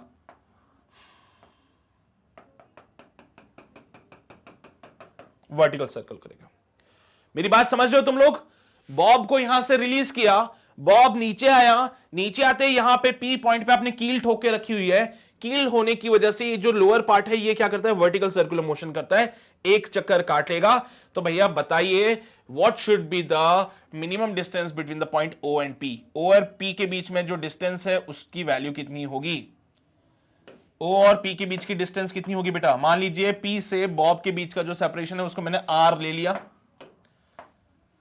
तो ये हो जाएगा 50 माइनस का R, कितना हो जाएगा 50 माइनस का R, और आपको इसी के वैल्यू बतानी है। सो O से लेके P के बीच का सेपरेशन कितना होगा ये हमें बताना है। कैसे करेंगे इस क्वेश्चन को सॉल्व, सर यहां पे कुछ वेलोसिटी होगी जो मुझे फाइंड करनी है सबसे पहले, तो क्योंकि वर्टिकल सर्कुलर मोशन करने के लिए मुझे ये वेलोसिटी पता होनी चाहिए, तभी मैं डिफाइन कर सकता हूं वर्टिकल सर्कुलर मोशन को। ये velocity for the vertical circular motion कितनी होती है, ये होती है √5gr, लेकिन सर मुझे r की वैल्यू पता नहीं है, कोई बात नहीं। ये वेलोसिटी कितनी होती है बेटा, ये वेलोसिटी होती है √5gr। ठीक है, बॉब को यहां से रिलीज किया, नीचे आया, यहां पे कील ठोकी है, ये वर्टिकल सर्कल मोशन करने लगा, तो स्पीड विल बी √5gr। ठीक है, अच्छा यार एक बार बताओ, जब बॉब को रिलीज करोगे तो ये नीचे आएगा तो भी तो कुछ वेलोसिटी मिलेगी इसको। ये बॉब को जब यहां से रिलीज करोगे, जब ये नीचे आएगा तो भी तो नीचे लोएस्ट पॉइंट पे कुछ वेलोसिटी मिलेगी उसको। वो वेलोसिटी कितनी होती है, आओ जरा चर्चा करते हैं उस पर। वो वेलोसिटी कितनी है उस पर डिस्कशन करते हैं। For the pendulum, for pendulum, अच्छा पेंडुलम के लिए जब हम बात करें, सो एट द हाईएस्ट पॉइंट, क्योंकि देखो एक जगह पे तो रेफरेंस लेना ही पड़ेगा आपको, तो क्यों ना मैं रेफरेंस को लोएस्ट पॉइंट पे ले लूं। ये ले लिया मैंने रेफरेंस, ये मैंने ले लिया है रेफरेंस। रेफरेंस से कितनी हाइट ऊपर है, ये भी तो रेफरेंस से सर 50 सेंटीमीटर ऊपर है ये, तो वहां पे पोटेंशियल एनर्जी हो जाएगी बेटा mgh। सर यहां पे वेलोसिटी 0 है तो काइनेटिक एनर्जी हो जाएगी 0। रेफरेंस जहां पे होता है वहां पे पोटेंशियल एनर्जी 0 होती है, यहां पे काइनेटिक एनर्जी हाफ mv² ले लेंगे। तो बेटा जी जो भी आपके पास v आएगा उसको √5gr से कंपेयर कर देंगे फिर बाद में, ठीक है। तो इसको सॉल्व करने से v का जो भी वैल्यू आएगा उसको 5gr से कंपेयर कर देंगे, उससे मुझे r का वैल्यू मिलेगा फिर। तो for pendulum using the conservation of mechanical energy, for pendulum using conservation of mechanical energy, so conservation of mechanical energy का यूज करते समय हमने बोला कि यहां पे पोटेंशियल एनर्जी जो होगी वो लोएस्ट पॉइंट के काइनेटिक एनर्जी के बराबर हो जाएगी साहब, तो जिसकी वजह से mgh will be equals to half mv²। m से m मर जाएगा और सॉल्व करने पे v का जो वैल्यू है इट इज √2gh। v का वैल्यू हो जाएगा √2gh। अब सॉल्व करो भैया, तो यहां से √2g इंटू h कितनी है बेटा, बोल सर 50 सेंटीमीटर, तो 50 सेंटीमीटर। अच्छा मीटर में तो कन्वर्ट करना पड़ेगा क्योंकि g का वैल्यू मीटर्स में ही अपने पास है ना, ठीक है सर कर लेंगे। तो जब हमने इसको सॉल्व किया the value comes out be √2 into 10 into 50 divide by 100, 2 0 2 0 2 0, it will be √10, it will be your √10। यानी कि यहां पे जब ये बॉब पहुंचेगा उसके पास एक स्पीड आएगी विच इज √10। जब ये बॉब नीचे पहुंचेगा उसके पास स्पीड आएगी √10। और वर्टिकल सर्कल करने के लिए, वर्टिकल सर्कल मोशन करने के लिए ये √10 √5gr के बराबर होना चाहिए। तो बेटा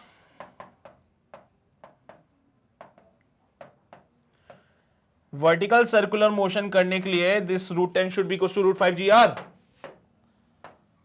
फॉर कंप्लीटिंग, ठीक है, whose the bob region describes the for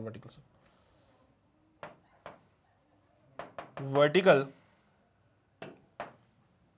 या फिर लिख लेते हो वर्टिकल को लूप, √5gr बराबर होना चाहिए √10 के, ऐसा कुछ √5gr बराबर होना चाहिए √10 के। तो इसको आगे सॉल्व करें अगले पेज पे, इधर आ जाओ भाई। तो √5gr बराबर होना चाहिए √10 के, squaring both side, squaring both sides. So equation बनेगी 5gr should be equals to 10, so 50r equals to 10। बेटा r यहां पे मीटर्स में आएगा बेटा, है ना, तो r का वैल्यू बनेगा 1/5 मीटर। आपको सेंटीमीटर में चाहिए तो इसको 100 से मल्टीप्लाई कर दीजिए, तो कहानी आपकी सेंटीमीटर्स में आ जाएगी। तो r बनेगा 100/5 सेंटीमीटर, बोले तो 20 सेंटीमीटर। सर ये मीटर में क्यों आया? अरे भैया क्या है ना कि जब हम सॉल्व कर रहे थे तो g का वैल्यू मुझे 10 मीटर पर सेकेंड स्क्वायर पता है, g का value 10 metre per second square, और यहां पे h को 50 सेंटीमीटर को मीटर में कन्वर्ट करना पड़ेगा, तभी तो g से मल्टीप्लाई कर सकता हूं मैं। भाई मीटर पर सेकेंड होगा तभी तो मीटर के साथ जाएगा, उसको सेंटीमीटर के साथ कैसे भेज दूं? तो सॉल्व करने पे स्पीड 10 मीटर पर सेकेंड आ रहा था, इसलिए जब सब सॉल्व किया तो आंसर 1/5 मीटर आ रहा था, तो सेंटीमीटर में कन्वर्ट किया तो 20 सेंटीमीटर आया बेटा। लेकिन उसका सवाल ये नहीं है, उसका सवाल तो ये था कि अगर ये पॉइंट O है, ये अगर ये पॉइंट P है और यहां पे बॉब आया था, तो आपने तो ये निकाला 20 सेंटीमीटर, मुझे तो ये डिस्टेंस चाहिए थी। तो भाई ठीक है ना, बता सकते हैं ओवरऑल ये जो बॉब का लेंथ था वो था 50 सेंटीमीटर का, और यहां से इस पॉइंट का बॉब तक जो सेपरेशन था, पॉइंट P से बॉब का जो लेंथ था वो भी निकाला 20 सेंटीमीटर। तो बची हुई लेंथ कितनी हो जाएगी बेटा? तो बची हुई लेंथ हो जाएगी 30 सेंटीमीटर की। सो बची हुई लेंथ कितनी हो जाएगी बेटा? 30 सेंटीमीटर्स की। तो यही आपका फाइनल आंसर है, और यही उन्होंने पूछा भी था। O और P के बीच का सेपरेशन, R आपका कितना 20 आ रहा है, आर को यहां पुट किया 50 माइनस 20 30 सेंटीमीटर होता है। यही फाइनल आंसर है फॉर दिस क्वेश्चन। तो भैया छाप लेना, ठीक है, छाप लीजिएगा इसको जल्दी से। हो गया बेटा नोट, कर लिया नोट सबने? चलो ये वाली बातें, ये सारी बातें लिख लेना। डन, चलो भाई बहुत शानदार। तो आगे बढ़ते हैं हमारे नेक्स्ट क्वेश्चन की ओर, और हमारा नेक्स्ट क्वेश्चन कहता है अ mass of 0.1 kg is rotated in a vertical circle using the chord of length 1 meter. When the chord makes an angle of 60 degree with the vertical, the speed of the mass is 3 meter per second. The resultant radial acceleration of mass in that position will be. तो यहां पे बोला गया एक मास जो कि 0.1 kg का है, रोटेट कर रहा है वर्टिकल सर्कल में using the cord of length 1 metre. तो ठीक है ना सर, क्या हो गया, बना देते, क्या हो गया सर, बना देते अभी।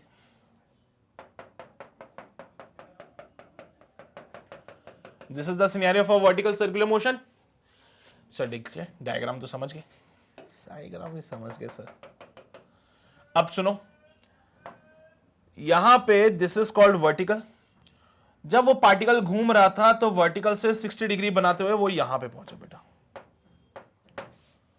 हमेशा ध्यान रखना जब वो बोलता है कि वर्टिकल से 60 डिग्री, तो वर्टिकल ऊपर वाले लेना, नीचे वाला पार्ट मत ले लेना ऐसे। सर अभी तक तो आप नीचे से ले रहे, अरे उसमें पेंडुलम बोला है, पेंडुलम हवा में ऊपर थोड़ी लटकेगा, पेंडुलम तो नीचे लटकता है भाई, इसलिए हम नीचे ले रहे थे। लेकिन अभी ऐसा कोई पेंडुलम नहीं बोला है, सिर्फ वर्टिकल सर्कल की बात बोली जा रही है। और इसका जो लेंथ है बेटा, कॉर्ड का लेंथ है 1 मीटर का, 1 मीटर का कॉर्ड लेंथ, 60 डिग्री पे यहां पे पहुंचा है, मास इसका 0.1 kg का है। तो यहां पे स्पीड जो है इसकी इस टाइम पे वो है 3 मीटर पर सेकेंड। तो बेटा यहां पे रेडियल एक्सेलरेशन बताना है आपको। The resultant radial acceleration of the mass in that position, in this position will be, कितना होगा सोच सकते हो तुम लोग? हाँ, कुछ विचार कर सकते हो इस पे? बोल बेटा। सर mg लगेगा नीचे, mg का एक कंपोनेंट लगेगा इधर की तरफ, mg cos 60 डिग्री। वैसे मैंने बहुत ज्यादा बना दिया, इतना नहीं बनाना चाहिए, बहुत गलत बात है, पर जगह ही नहीं थी यार, मैं भी क्या करता हूं, चलो छोटा कर देता हूं। एक कंपोनेंट यहां आएगा बेटा mg cos 60 डिग्री के नाम से, ऑल्सो रस्सी से बंधा हुआ है तो टेंशन T भी आएगा यहां पे। बाहर की तरफ सेंट्रीफ्यूगल फोर्स एक्सपीरियंस करता है mv²/r, ठीक है। और आपसे स्पीड दे रखी है तो सब निकाल लोगे। अब रेडियल एक्सेलरेशन बताना है यार, अब इससे ज्यादा तो मैं क्या ही बोलूं तुम्हें, है ना, इससे ज्यादा तो क्या ही बोलूं। क्या तुम इसका रेडियल एक्सेलरेशन निकाल सकते हो बेटा? हाँ हाँ बिल्कुल निकाल सकते सर रेडियल एक्सेलरेशन। ऐसा फोर्स जो टुवर्ड्स द सेंटर लग रहा है वो टेंशन फोर्स है, तो सेंट्रीपिटल फोर्स का काम कौन करेगा यहां पे? टेंशन करेगा। सेंट्रीपिटल फोर्स का काम टेंशन करेगा, तो सेंट्रीपिटल एक्सेलरेशन, अरे रेडियल एक्सेलरेशन को तो सेंट्रीपिटल एक्सेलरेशन भी तो कहते हैं। रेडियल एक्सेलरेशन यानी कि सेंट्रीपिटल एक्सेलरेशन चाहिए। सेंट्रीपिटल फोर्स का काम यहां पे टेंशन टी कर रहा है। सेंट्रीपिटल फोर्स का काम जब टेंशन टी कर रहा है तो सेंट्रीपिटल एक्सेलरेशन कैसे मिलेगा? T/m करने से। तो चलिए भाई कैसे करोगे, ट्राई करो। मैं लिख देता हूं इक्वेशन। इक्वेशन से पता चलता है that mg cos 60 degree plus का tension will be equals to mv²/r sir. So tension जो हो जाएगा it is actually mv²/r minus का mg cos 60 डिग्री। टेंशन बन जाएगा बेटा, मास कितना सर 0.1 kg का, तो 0.1 मल्टीप्लाई बाय 3 का स्क्वायर, और रेडियस कितना है 1 मीटर का सर, माइनस मास कितना 0.1 इंटू जी की जगह बेटा आप चाहें तो 9.8 लिख सकते हैं, नहीं चाहें तो आपकी मर्जी। cos 60 1/2 होता है बेटा, ठीक है। अब जरा इसको सॉल्व करते हैं। इसको सॉल्व किया सो t का जो वैल्यू बनता है इट इज बेसिकली 0.9 है, माइनस का 4 पॉइंट, तो 0.49। सही चल रही है कहानी। r 1 मीटर का, मास यहां पे 0.1 kg का, और स्पीड उसकी 3 थी, ठीक है। मास 0.1 का, g की वैल्यू मैंने 9.8 ले ली बेटा, तो 2 से डिवाइड किया तो 4.9 होता है, and it will be like 0.49 और ये 0.9।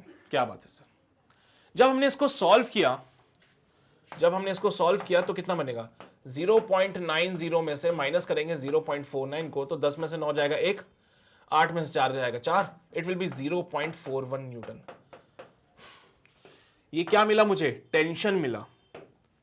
ये क्या है भाई, टेंशन मिला है, और ये टेंशन जो है काम करेगा किसका, सेंट्रीपिटल एक्शन फोर्स का।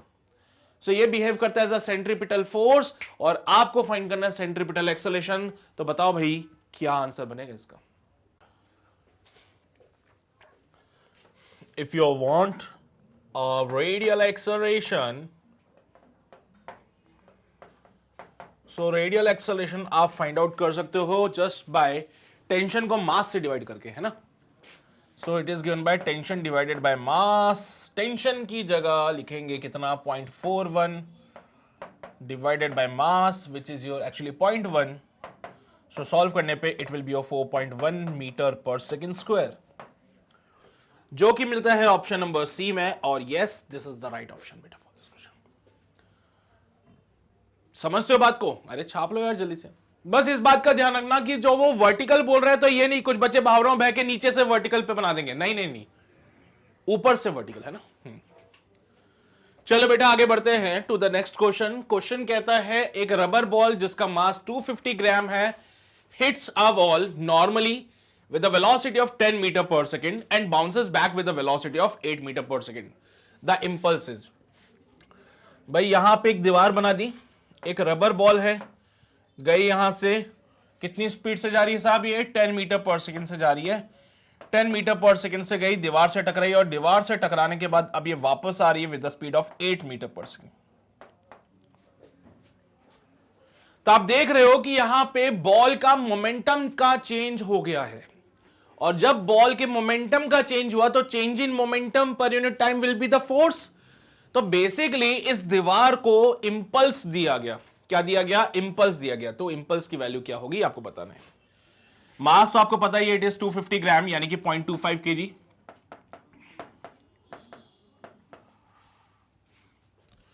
ठीक है, 250 ग्राम डिवाइड बाय 1000 करोगे 0.0, चलो ठीक है, बहुत बढ़िया। तो यहां पे अगर मैं बात करूं इनिशियल मोमेंटम की, तो initial momentum is given by m into u which is your 0.25 divided by multiplied by 10, 2.5 kg metre per second, या फिर इसको चाहो तो न्यूटन सेकेंड भी लिख सकते हो, इट्स ऑल ऑन यू।